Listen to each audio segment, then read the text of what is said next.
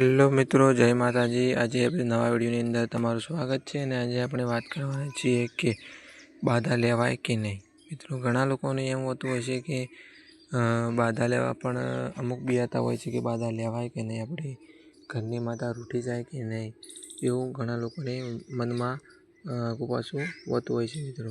તો મિત્રો, હું તમને એ જણાવી દઉં કે બાધા તમારી જરૂર હોય કે તમારે કંઈ વખો હોય તો તમે જોવરાવતા નથી કે જોવરાવો છો, બરાબર। તો તમારે જે ઘરના ભૂવા હોય પહેલાં તો એમને પૂછવું પડે, બરાબર। એ બાધા તમારે રાખવાની હોય અને કદાચ કામ ન થાય અને ફરક ના પડે તો પછી ઘરની માતાનો દોટ લઈ અને બીજું તમે બાધા રાખી શકો છો મિત્રો। અને બાધા પણ કેવી રાખવાની હોય કે 2 કે 3 મહિનાની બાધા રખવાય, વધારે રખાય નહીં। વધારે ફરક લાગે તો રખાય, ના લાગે તો પછી રખાય નહીં મિત્રો, એવું પણ હોઈ શકે છે। અને ઘણા લોકો બાધા 1-1.5 વર્ષ એવા રાખે છે પણ ફરક પડતો ના હોય તો પણ રાખે છે મિત્રો। તો ભગવાનની શ્રદ્ધાની વાત છે મિત્રો, આપણે કોઈના વિરોધ કરતા નથી।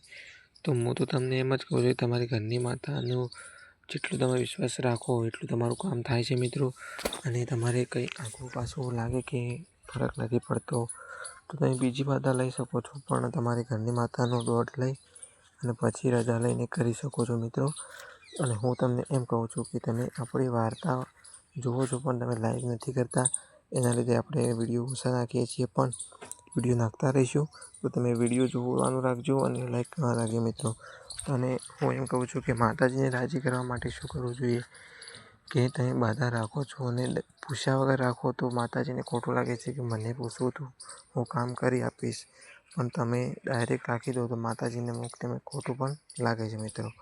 તો તમારે પહેલાં એમને દોટ લેવાનો છે કે માતાજી તમારાથી થાય તો તમે આટલું મારું કામ કરજો મિત્રો। અને તમારા છતાંય તમારે ના થાય તો પછી એ દોટ લઈ કે હું બીજી બાધા રાખું છું, માતાજી પણ એમાં પણ સારું કરાવરાવશે।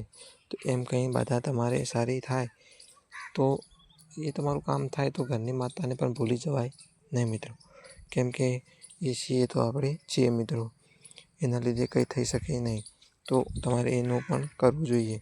અને આપણે માતાજીના વિડીયો ઘણા બધા આવે છે પણ કોઈ લાઈક કરતું નથી, એ મને ખબર પડતી નથી કે કેમ લાઈક નથી કરતા। આપણે કોઈ સમજાય એવી જ વાત કરીએ છીએ અને વાર્તાઓ ફરી નવા સત્ય લાવવાનું ચાલુ કર્યું છે અને વાર્તાઓ ફરી નવી આપણે ગોતીને જે આપણી પાસે છે એની વાર્તાના વિડીયો આપણે જરૂર બનાવીશું। પણ આપણે જે કરવાનું કંઈ નથી, આપણી ચેનલને લાઈક કરવાની છે અને સબસ્ક્રાઈબ કરવાની છે, જેથી કરીને કે આવા વિડીયો આપણે ફરી લાવતા રહીએ મિત્રો। અને 8ની કલમ કેવી રીતે લેવાની, 1.5ની કલમ કેવી રીતે લેવાની, એનો વિડીયો એક અલગ બનાવવામાં આવેલ છે અને એ વિડીયો કાલે કે પરમ દિવસે આવી જશે, તો જોવાનું ભૂલતા નહીં। અને કલમ કેવી રીતે લેવાની, રજા કેવી રીતે લેવાની એ તમને ખબર ના પડતી હોય તો આપણી ચેનલમાં કોમેન્ટ કરજો અથવા લાઈક કરજો, તો આપણે વિડીયો આવી જશે મિત્રો। અને વિડીયો તો ફરજિયાત આવવાનો જ છે, તમે ખાલી જોવાનું રાખજો અને જો પહેલાં સપોર્ટ કર્યો તો એવાને સપોર્ટ કરતા રહેજો, જેથી કરીને કે આપણે ચેનલ ચાલતી રહે અને વિડીયો નવા આવતા રહે મિત્રો। તો મને આશા છે કે તમને વિડીયો ગમ્યો હશે, તો વિડીયો ગમ્યો હોય તો લાઈક કરજો, શેર કરજો, સબસ્ક્રાઈબ કરજો, જેથી કરીને કે આપણે વિડીયો લાવતા રહીએ, બરાબર।